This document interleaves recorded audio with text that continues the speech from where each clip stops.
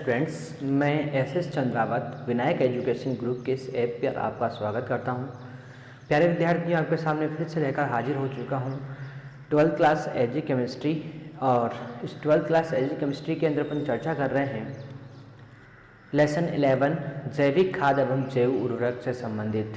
जैविक खाद से संबंधित संपूर्ण चर्चा अपन पिछले सेशन में कर चुके हैं और आज अपन चर्चा करने वाले हैं जैव उर्वरक से संबंधित। प्यारे विद्यार्थियों, जैव उर्वरक जो होते हैं, मैंने आपको बताया था कि ये जैव उर्वरक जो होते हैं ये जीवाणुओं से मिलकर बने होते हैं, यानी कि जीवाणुओं की विभिन्न संरचनाओं का मिश्रित रूप होता है कौन? जैव उर्वरक। और ये जैव उर्वरक जो होते हैं ये विभिन्न कार्य संपन्न करवाते हैं, जैसे कि विलेय फास्फोरस को विलेय फास्फोरस में बदल देते हैं ताकि वो आसानी से पौधों को उपलब्ध हो जाए। नाइट्रोजन स्थिरीकरण में महत्वपूर्ण भूमिका निभाते हैं। तो इस प्रकार से जैव उर्वरक जो होते हैं ये विभिन्न कार्यों को संपन्न करते हैं। आगे अपन ने बात की थी कि जैव उर्वरक वैसे तो विभिन्न प्रकार के होते हैं, परंतु अपन यहाँ पर चर्चा करेंगे नाइट्रोजन स्थिरीकरण करने वाले जैव उर्वरक। और नाइट्रोजन स्थिरीकरण करने वाले जैव उर्वरकों के अंतर्गत अपन ने स्टार्ट किया है सबसे पहला उर्वरक राइजोबियम। मैंने आपको बताया था कि राइजोबियम जो होता है ये राइजोबिएसी कुल का जीवाणु होता है। राइजोबियम राइजोबिएसी कुल का जीवाणु होता है और ये राइजोबियम जो होता है ये दलहनी पादपों के, यानी कि दाल वाली जो पादप होते हैं उन पादपों की जो जड़ें होती है उनमें विशेष प्रकार की गांठें या मूल ग्रंथियां पाई जाती है। उन मूल ग्रंथियों के अंदर उपस्थित होता है कौन? ये आपका राइजोबियम जीवाणु। और उन मूल ग्रंथियों के अंदर उपस्थित होकर ये वायुमंडलीय नाइट्रोजन को स्थिरीकृत करने में महत्वपूर्ण भूमिका निभाता है। आगे अपन बात करते हैं इस राइजोबियम के बारे में। तो आगे की बात जो होती है उसको अपन आज के सेशन में कंप्लीट करेंगे। तो आप लोग जो है कॉपी पेन लेकर बिल्कुल रेडी हो जाइए। शुरू करते हैं अपन आज का ये सेशन, ठीक है। तो प्यारे विद्यार्थियों, अपनी बात हो गई थी कि ये जो राइजोबियम होता है ये नाइट्रोजन स्थिरीकरण में महत्वपूर्ण भूमिका निभाता है। अब अपन बात करते हैं कि ये बैक्टीरिया 50 से 100 किलोग्राम वायुमंडलीय नाइट्रोजन प्रति हेक्टेयर तक स्थिरीकृत करने में सक्षम होता है, कि 50 से 100 किलोग्राम वायुमंडलीय नाइट्रोजन को प्रति हेक्टेयर की दर से ये क्या करता है? स्थिरीकृत करता है। कौन? राइजोबियम जीवाणु। तो मैं आपको यहाँ पर बता देता हूँ, राइजोबियम जीवाणु 50 से 100 किलोग्राम वायुमंडलीय नाइट्रोजन प्रति हेक्टेयर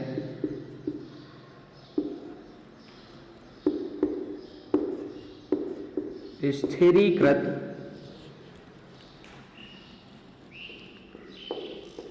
करने में सक्षम होता है।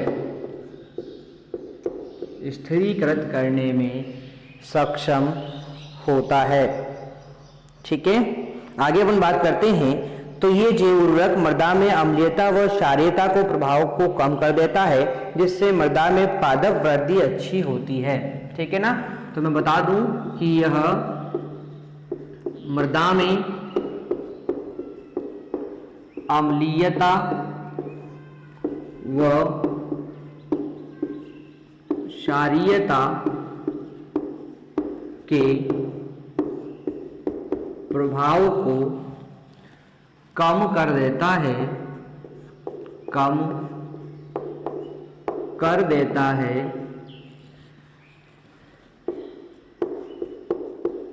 जिससे कम कर देता है, जिससे पौधों की जो वृद्धि होती है, जिससे मृदा में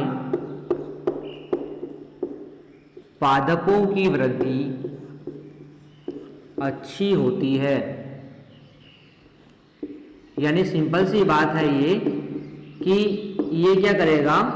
अम्लीयता व क्षारीयता, यानी कि मृदा कभी अम्लीय हो जाती है, क्षारीय हो जाती है, तो उनकी अम्लीयता व क्षारीयता के प्रभाव को क्या कर देगा मृदा की, ये कम कर देगा, जिससे क्या होता है कि मृदा जो होती है उसमें पादप की वृद्धि अच्छी हो जाती है, अच्छी होती है।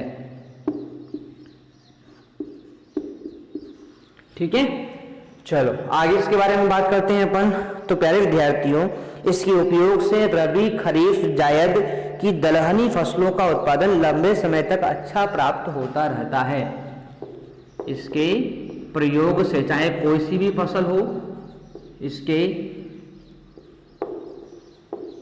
प्रयोग बोलो या उपयोग बोलो, उपयोग से रबी, खरीफ व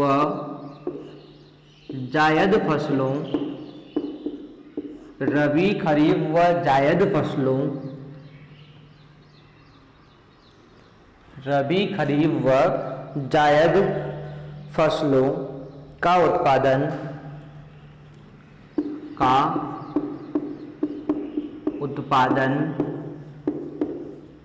लंबे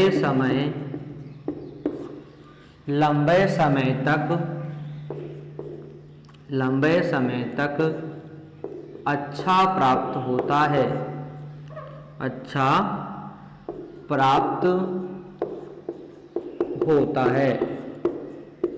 ठीक है, यानी फसल चाहे कोई सी भी हो, यदि वो दलहनी फसल है, कौन सी फसल है, दलहनी, ध्यान रखना, इसके प्रयोग से जो जायद की जो दलहनी फसलें होती, ध्यान रखना इसके आगे क्या लिखेंगे अपन, दलहनी फसलें, दलहनी फसलों का जो उत्पादन होगा वो लंबे समय तक अच्छा प्राप्त होता है यदि इसका प्रयोग मृदा के अंदर किया जाता है।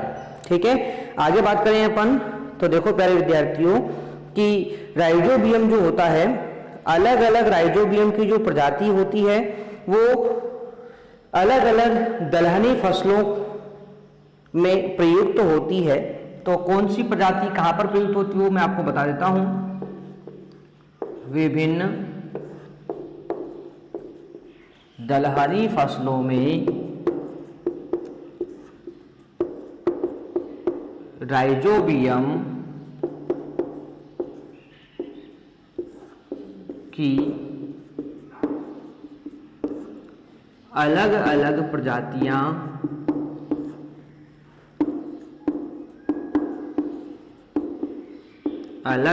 प्रजातियां प्रयोग में ली जाती है,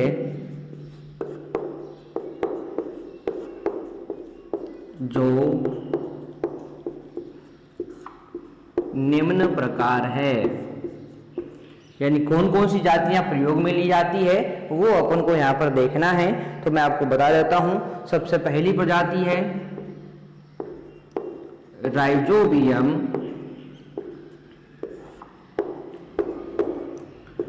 मेलिलोटी।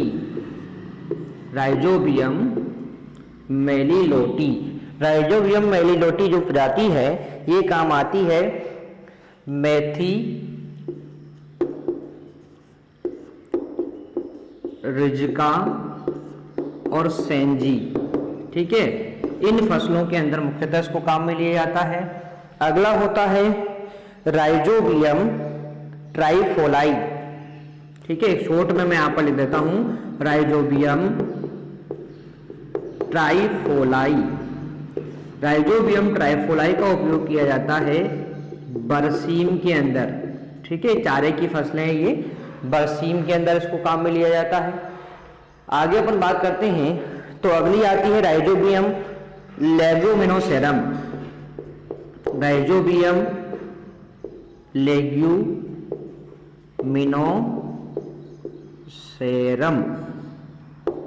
लेग्यूमिनोसेरम, और इसका उपयोग किया जाता है मटर व मसूर में। किसमें? मटर और मसूर, इसमें इसको काम में लिया जाता है। आगे बात करते हैं, तो अगला होता है राइजोबियम फेसियोली। राइजोबियम फेसियोली, राइजोबियम फेसियोली जो प्रजाति है ये काम में ली जाती है सेम के अंदर, सेम में काम में ली जाती है। और प्रजातियों के बारे में बात करें तो राइजोबियम लुपिनी ये काम में ली जाती है लुपिन में। किसमें? लुपिन में काम में ली जाती है। राइजोबियम स्पीसीज और बहुत सारी स्पीसीज होती है देखो, तो राइजोबियम स्पीसीज जो होती है इसका प्रयोग किया जाता है मूंगफली, मूंग, उड़द, चना, मूंगफली, मूंग, उड़द, चना, मोठ,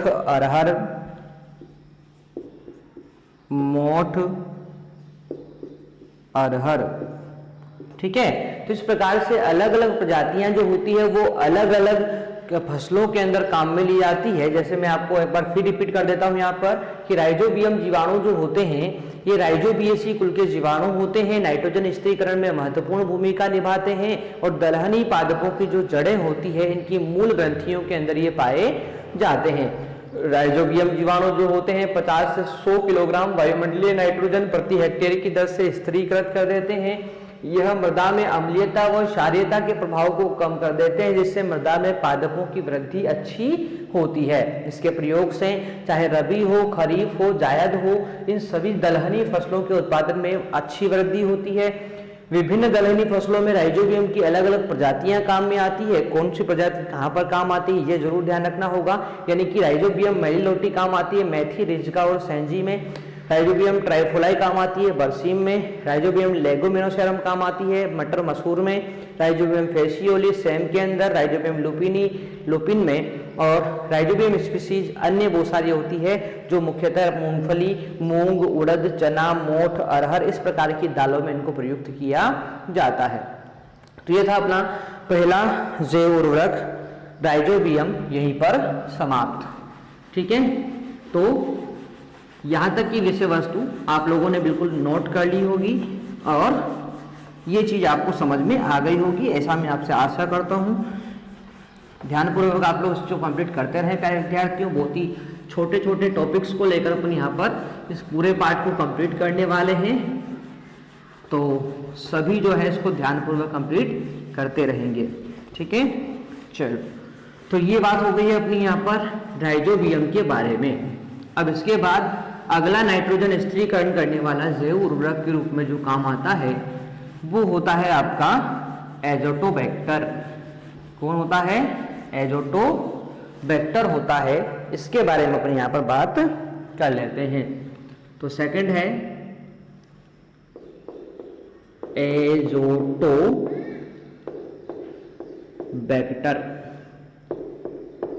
एजोटोबैक्टर।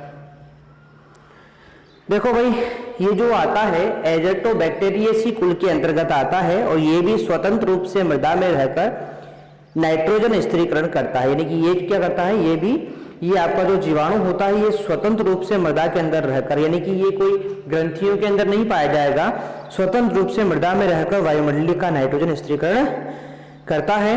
यह जैव उर्वरक का प्रयोग गेहूं, जो मक्का, सब्जियों में किया जाता है। ठीक है ना, तो एक एक करके इसके बारे में अपनी बात यहाँ पर करते हैं। ठीक है, तो मैं बता देता हूं, यह जीवाणु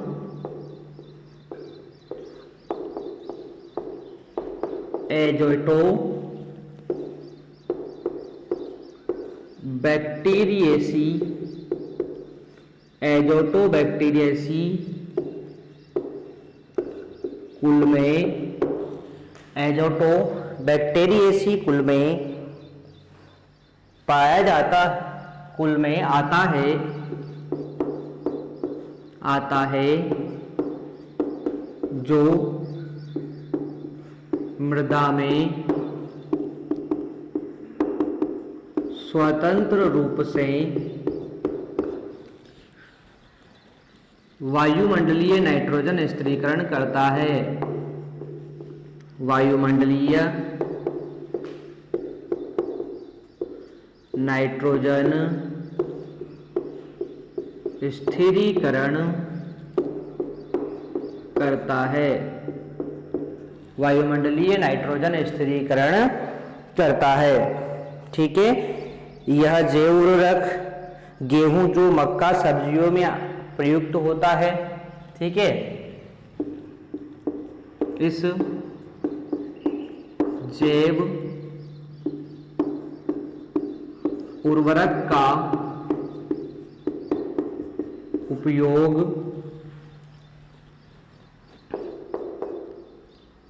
गेहूं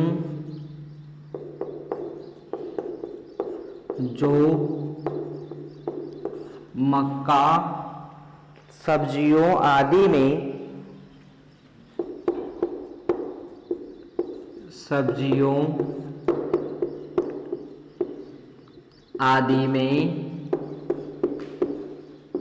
किया जाता है। ठीक है, तो यहां पर इसका प्रयोग मुख्यतः किया जाता है। आगे बात करते हैं, तो ये जो कितनी इसकी क्षमता होती है, तो मैं आपको बता दूं, इसके प्रयोग से 10 से 20 किलोग्राम प्रति हेक्टेयर नाइट्रोजन स्थिरीकरण हो जाता है। ठीक है, तो यह 10 से 20 किलोग्राम प्रति हेक्टेयर नाइट्रोजन स्थिरीकरण में सक्षम होता है। क्षमता जरूर आप लोग ध्यान रखेंगे, 10 से 20 किलोग्राम प्रति हेक्टेयर इसकी क्षमता होती है। ठीक है, ये वृद्धि को बढ़ाने वाले पदार्थ भी उत्पन्न करता है, जिससे बीजों के अंकुरण में वृद्धि होती है। यानी कि ये जो जैव उर्वरक होता है, यह वृद्धि को बढ़ाने वाले पदार्थ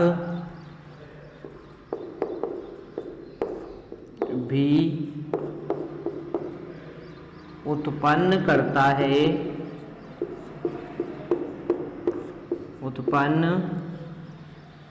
है, जो जिससे बीजों के अंकुरण में नहीं वृद्धि बढ़ाने का कार्य करेगा, इसलिए बीज जल्दी अंकुरित हो जाते हैं, जिससे बीजों के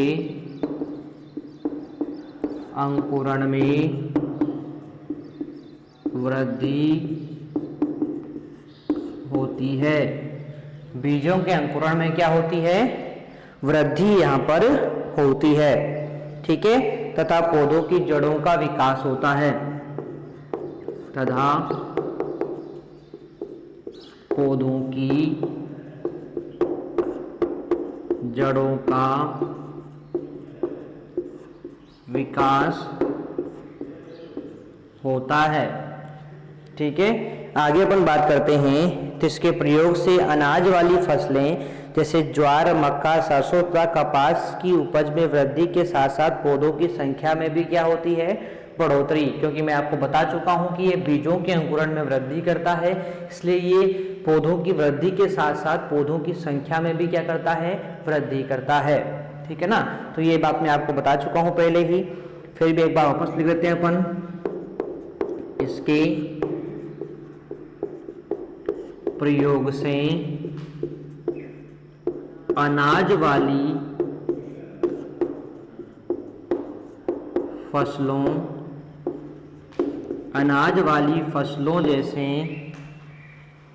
जैसे ज्वार, मक्का, सरसों, ज्वार, मक्का, सरसों तथा कपास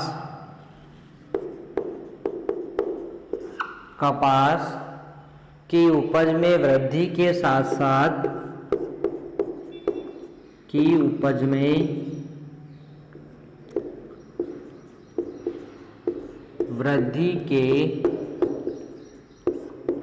साथ पौधों की संख्या भी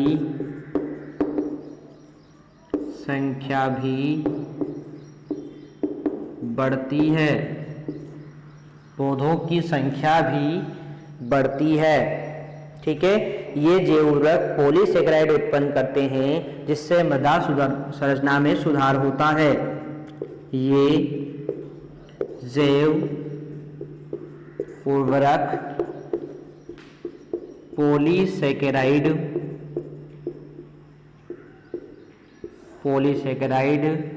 भी उत्पन्न करते हैं जिससे मृदा संरचना में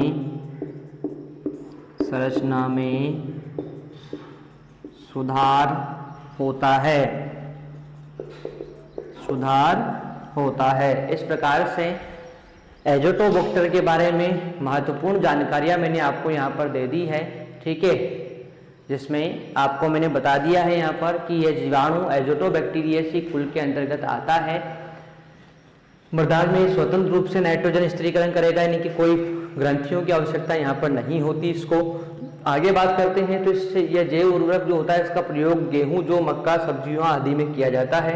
10 से 20 किलोग्राम प्रति हेक्टेयर की दर से नाइट्रोजन स्थिरीकरण करता है, वृद्धि को बढ़ाता है, बढ़ाने वाले पदार्थ स्थापित करता है, उत्पन्न करता है, जिससे बीजों के अंकुरण में वृद्धि होती है और पौधों की जड़ों में भी विकास होता है। इसके प्रयोग से अनाज वाली फसलें जैसे कि ज्वार, मक्का, सरसों तथा कपास की जो उपज है उसमें तो वृद्धि होती है, पौधों की संख्या में भी क्या होती है, वृद्धि होती है। साथ ही ये पॉलीसेकेराइड उत्पन्न करता है जिससे मृदा संरचना में सुधार होता है। तो ये था अपना जैव उर्वरक एजोटोबैक्टर और राइजोबियम यहीं पर समाप्त। इसके बाद एजोस्पाइरिलम एक और बचता है जिसमें आपका जैव उर्वरक नाइट्रोजन स्थिरीकरण करने वाले यहीं पर समाप्त हो जाएंगे। तो आप लोग नेक्स्ट सेशन में आना ना भूलिएगा। मिलते हैं नेक्स्ट सेशन में, तब तक के लिए टेक केयर, बाय।